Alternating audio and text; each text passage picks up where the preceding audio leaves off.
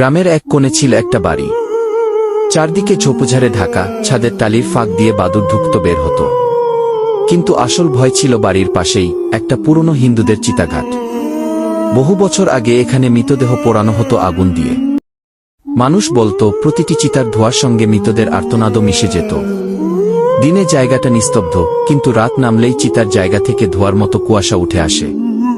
দূর থেকে দেখলে মনে হয় আবার যেন লাশ পোড়ানো হচ্ছে। বাতাসে ভেসে আসে পোড়া চামড়ার গন্ধ। লোকজন ভয় পেয়ে এড়িয়ে চলে, কিন্তু এক রাতে গ্রামের দুজন যুবক সাহস করে সেখানে গেল।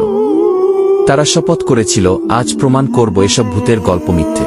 মধ্যরাতে যখন তারা বাড়ির আঙিনায় দাঁড়াল, হঠাৎ পাশের চিতা থেকে আগুন জ্বলে উঠল। মনে হলো একসাথে অনেক মৃতদেহ আবার জ্বলছে।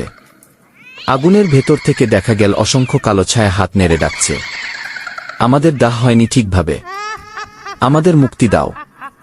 এক যুবক আতঙ্কে চিৎকার দিয়ে অজ্ঞান হয়ে যায়, আরেকজন দৌড়াতে গিয়ে পড়ে যায় চিতার ছাইয়ের মধ্যে।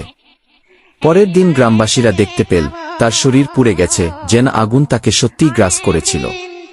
তারপর থেকে কেউ আর ওই বাড়ি কিংবা চিতার ধারে পা বাড়ায় না। আজও রাতে হাওয়া বয়ে গেলে শোনা যায় চিতার ছাইয়ের ভেতর থেকে ভেসে আসে মৃতদের কান্না আর হাহাকার। ভূতের গল্প আপনার কেমন লাগে কমেন্টে জানাবে বন্ধুরা।